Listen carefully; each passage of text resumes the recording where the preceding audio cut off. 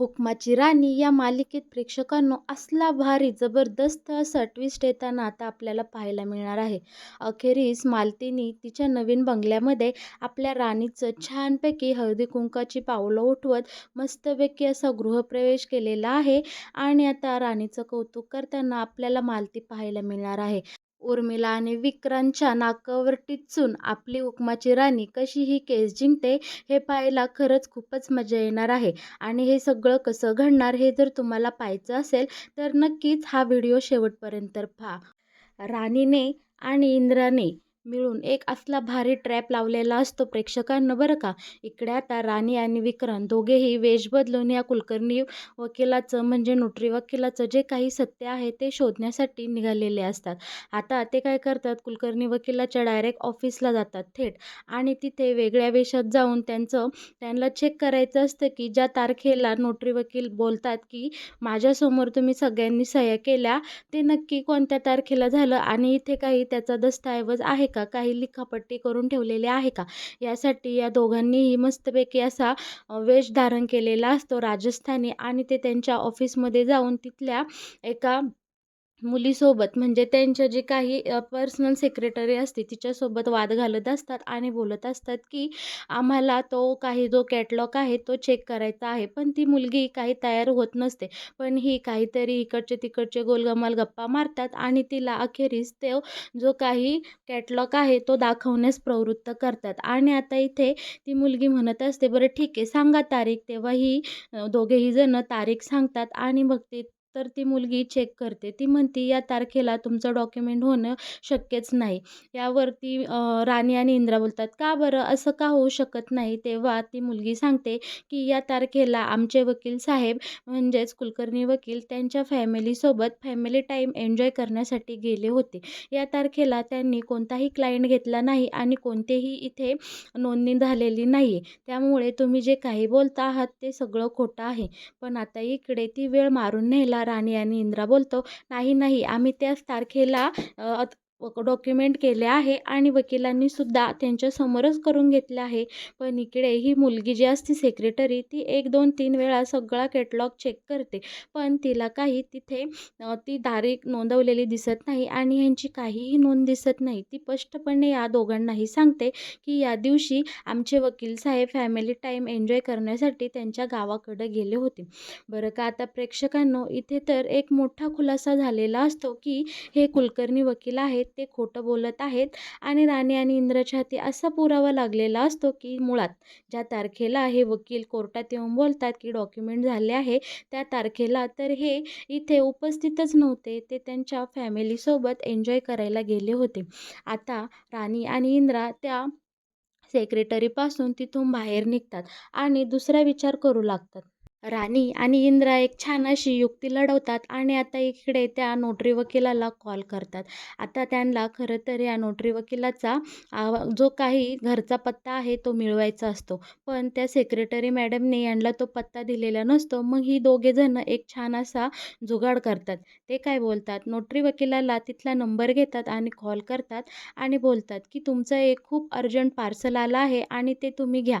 तर इकडे वकील बोलतो की मी घरी नाही आहे, मी कसं काय ते घेणार. तेव्हा आता इकडे वकील बोलतो की तुम्ही जिथं कुठं आहात ना तिथला आम्हाला पत्ता सेंड करा म्हणजे आम्ही तिथे येतो आणि तुम्हाला तुमचं पार्सल देतो.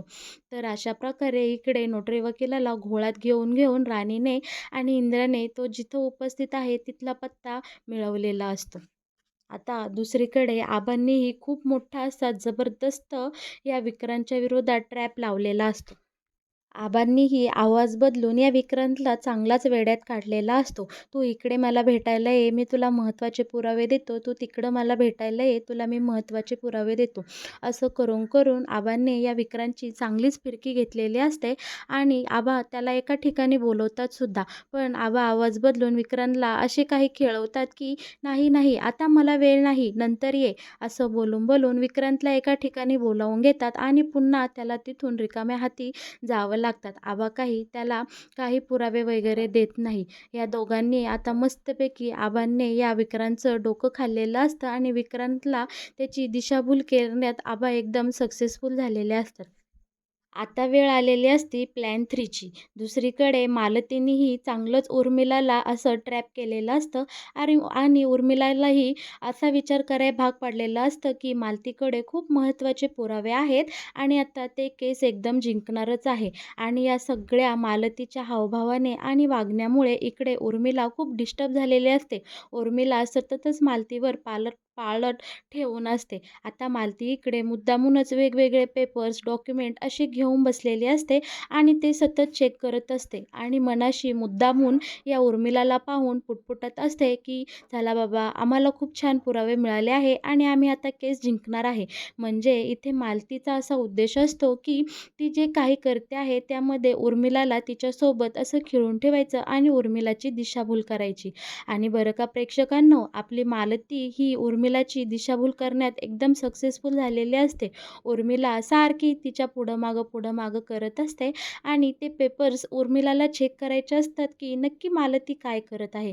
त्यासाठी इकडे उर्मिला मालतीची खूप गोड बोलून तिच्यासोबत जवळीक साधण्याचा प्रयत्न करत असते. आता दुसरीकडे राणीला आणि इंद्राला या वकिलांच्या घरचा पत्ता मिळालेला असतो. वकील काही खरं बोलायला तयार नसतात. त्यामुळे राणी आणि इंद्रा असली भारी आता इकडे शक्कल लढवतात आणि आता वकिलांच्या थेट घरी भेट द्यायला जातात. तेही जनगणना करणारे अधिकारी म्हणून. इतकी मस्त कॉमेडी मज्जा पण येते आहे बरं का हा सीन पाहताना. इकडे आता आपली राणी आणि इंद्रा जरा काहीतरी वेगळंच कॅरेक्टर घेऊन इथे ह्या कुलकर्णी वकिलाच्या घरी गेलेले असतात. राणी बनलेली असते बोबडी अशी तोतरं बोलणारी जनगणना अधिकारी आणि इकडे इंद्रा बनलेला असतो खूप फास्ट बोलणारा जनगणना अधिकारी. दोघेही आता इकडे वकिलाच्या घरी जातात आणि वकिलाच्या बायकोला सांगतात, की आम्ही जनगणना करण्यासाठी आलेलो आहोत आणि तुम्ही आम्हाला माहिती द्या. तेव्हा ती बोलते, "हो, सांगते ना." राणीचं हे हळू बोलणं पाहून तिला खूप असा रागही येतो आणि हसूही येतं. ती बोलते, की "तुम्ही हिला कशाला संग घेऊन आला आहात? तुमची जनगणना होईल का?" तेव्हा आता इकडे इंद्रा बोलतो, "मॅडम, आम्हाला घरात बसून माहिती द्या ना, कारण ह्या बाई प्रेग्नंट आहे, त्यामुळे इथे ऊन खूप आहे ना, तिला चक्कर वगैरे येईल." तेव्हा माणुसकीच्या नात्याने इकडे ह्या कुलकर्णी वकिलाची बायको या दोघांनाही घरामध्ये घेते आणि छानपैकी त्यांना जनगणनेविषयी माहिती द्यायला लागते. आता दोघेही मस्तपैकी घरात जातात. या दोघांनी कुलकर्णी वकिलाच्या बायकोला एकदम चांगल्या प्रकारे घोळात घेतलेलं असतं. आता इकडे राणी हळू बोलत असते, की "तुम्ही त्या दिवशी कुठे होता 9 जूनच्या दिवशी? कारण आम्ही तुमच्या घरी इथे भेट द्यायला आलो होतो." पण ती इतकी हळू बोलत असते, की इकडे कुलकर्णी वकिलाची बायको तिची सगळी उत्तरं ती विचारायच्या आधीच पटापटा देऊन टाकत असते, जेणेकरून तिला हे राणीचं अडखळलेलं बोलणं ऐकावं लागू नये म्हणून. तेव्हा पहिलं तर ती बोलते, की "तुम्हाला काय करायचं आहे? ज्याच्यासाठी आला आहात ते सांगा." पण नंतर हळू ती जरा या दोघांच्या बोलण्यामध्ये रमून जाते आणि कॉमेडी बोलणं असल्यामुळे इकडे ती पटकन बोलून जाते, "हो, 9 तारखेला ना आम्ही दोघेही नवरा-बायको मस्तपैकी फिरायला गेलो होतो. फिरायला म्हणजे आमच्या गावाकडं गेलो होतो. आम्ही जागरण गोंधळ घातला. बरं झालं जागरण गोंधळ घातला. त्यामुळे आम्हाला खूप शांती मिळाली. कित्येक वर्ष झाले आम्हाला आमचं मूलबाळ नाही. त्यासाठीच आम्ही तिकडं आमच्या कुलदैवतेला गेलो आणि जागरण गोंधळ घातला." आता इकडे ती वकिलाची बायको इकडे राणीला आणि इंद्राला म्हणत असते, की "तुम्ही देखील जागरण गोंधळ घाला म्हणजे खूप छान होईल. ते खूप चांगलं असतं." आता इकडे ह्या मिसेस कुलकर्णी बोलता बोलून जातात. हे मला एकदम घाईघाईने बोलले, की "आपल्याला गावाकडे जायचं आहे, जागरण गोंधळ घालायचा आहे." त्यामुळे मी लगेच सकाळची ट्रॅव्हल बुक केली आणि आम्ही दोघेही मस्तपैकी गावाकडे निघून गेलो. शिवाय येण्यासाठी 3 दिवसानंतरचीही पुन्हा तिकीटं बुक करून ठेवली. त्यामुळे आमचा प्रवास खूप सुखकर झाला. आम्ही मस्तपैकी निवांत गेलो आणि निवांत इकडे घरी परत आलो. आमचे हे माझ्यासंग एवढे व्यवस्थित बोलत वागत नाही. तुमच्यासारखे तेही माझ्यासोबत छान गोड बोलले असते तर मला किती छान वाटलं असतं. इकडे आता कुलकर्णी बाईंनी सगळं काही इकडे राणीला आणि इंद्राला मोठमोठे पुरावे देऊन ठेवलेले असतात आणि भरीसभर म्हणजे आता ही कुलकर्णी बाई राणीला बोलते, की "तुम्ही दोघेही छानपैकी आता जागरण गोंधळ घाला म्हणजे तुमचंही आयुष्य मार्गी लागेल." तेव्हा राणी बोलते, की "नक्की हे काय असतं बरं जागरण गोंधळ?" तेव्हा आता कुलकर्णीबाई इकडे खूप खुश झालेली असते. ती बोलते, "अरे, तुम्हाला काही जागरण गोंधळ माहीत नाही? थांबा बरं, मी तुम्हाला व्हिडिओ आणि फोटोज दाखवते, म्हणजे कळेल की नक्की जागरण गोंधळ काय असतो. आणि शिवाय मी तुमच्यासाठी चहा शिवाय ठेवते, कारण चहा मला खूप छान बनवता येतो. तुम्हाला माझ्या हातचा चहा खूप आवडेल." आता इकडे ही बाई चहा करायला निघून गेल्यावर राणी आणि इंद्रा एकमेकांची मस्करी करत असतात, की ती दोघे कसे कॅरेक्टर करत आहात. तेव्हा आता इकडे कुलकर्णीबाई चहा घेऊन येते आणि राणीला आणि इंद्राला त्यांचे त्या दिवशीचे जागरण गोंधळाचे फोटो आणि व्हिडिओ एक-एक करून इकडे दाखवत असते. आता राणीच्या आणि इंद्राच्या सगळा प्रकार लक्षात आलेला असतो, की हे कुलकर्णी वकील सरळ-सरळ खोटं बोलत आहे आणि हे सगळेजण गावाकडे जागरण गोंधळासाठी गेलेले होते. आता राणी काय करते, ह्या कुलकर्णी बाईंना चांगली घोळात घेते आणि बोलते, की आम्हालाही असं जागरण गोंधळ करायचा आहे आणि ह्याची माहिती मला मिळण्यासाठी तुम्ही मला हे फोटो आणि व्हिडिओ पाठवा. म्हणजे कसं मी आता हे सगळं काही घेते आणि आमच्या घरी जाऊन आमच्या घरच्यांना दाखवते आणि आम्हीसुद्धा जागरण गोंधळ करण्याचा विचार करू. आता इकडे ही भोळी कुलकर्णीबाई राणीच्या बोलण्यामध्ये येते आणि सगळे फोटो आणि व्हिडिओ हे राणीच्या मोबाईलवर सेंड करते आणि सगळे एक सगळं काही सत्य आणि महत्त्वाचे पुरावे कुलकर्णी वकिलाच्या विरोधात आता राणीच्या आणि इंद्राच्या हाती लागलेले असतात. आता बरं का प्रेक्षकांनो, दुसऱ्या दिवशी इकडे कोर्टाची तारीख असते. सगळेजण कोर्टामध्ये आता इथे जमलेले असतात. इकडे सगळ्यात मोठा असा आता बॉम्ब फुटणार असतो.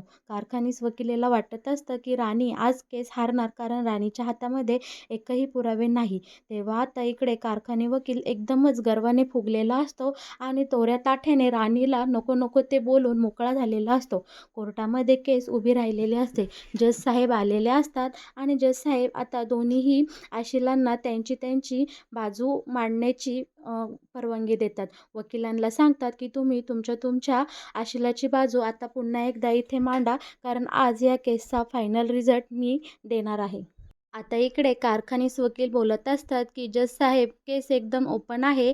माझ्या आशिलावर या राणीने आणि इंद्रा म्हणजे महाडिक कुटुंबियांनी एकदम खोटे आरोप केलेले आहेत. त्यांनी स्वतः माझ्या आशिलाच्या नावावर त्यांची कंपनी आणि हा बंगला केलेला आहे आणि आता पलटी मारत आहे. केस एकदम ओपन आहे आणि या विरोधात ह्या राणी महाडिककडे एकही पुरावा नाही. त्यामुळे तुम्ही जो काही निकाल आहे तो माझ्या आशिलाच्या म्हणजे विक्रांत महाडिकच्या बाजूने द्यावा, अशी मी कोर्टाला विनंती करतो. आणि असं बोलून तो आता त्याच्या जागेवर जाऊन बसतो. पण राणीकडे इकडे असले भरमसाठ पुरावे असतात आणि राणी आता इकडे कोर्टामध्ये विक्रांत महाडिकच्या विरोधात म्हणजेच कारखानीस वकिलाच्या आशिलाच्या विरोधात आता इकडे असले 101 पुरावे सादर करते, की इकडे सगळेजण राणीकडे बघत थक्कच राहतात. राणी आता जज साहेबांना तिची बाजू मांडू लागते. ती सांगू लागते, जज साहेब, हे कुलकर्णी वकील बोलत आहात, की आम्ही सगळ्यांनी मिळून त्यांच्यासमोर हे नोटरी वकिलाच्या थ्रू आम्ही जी काही प्रॉपर्टी आहे ती विक्रांत महाडिकच्या नावावर केली आहे, असा सरळ सरळ दावा या नोटरी वकिलाने कोर्टामध्ये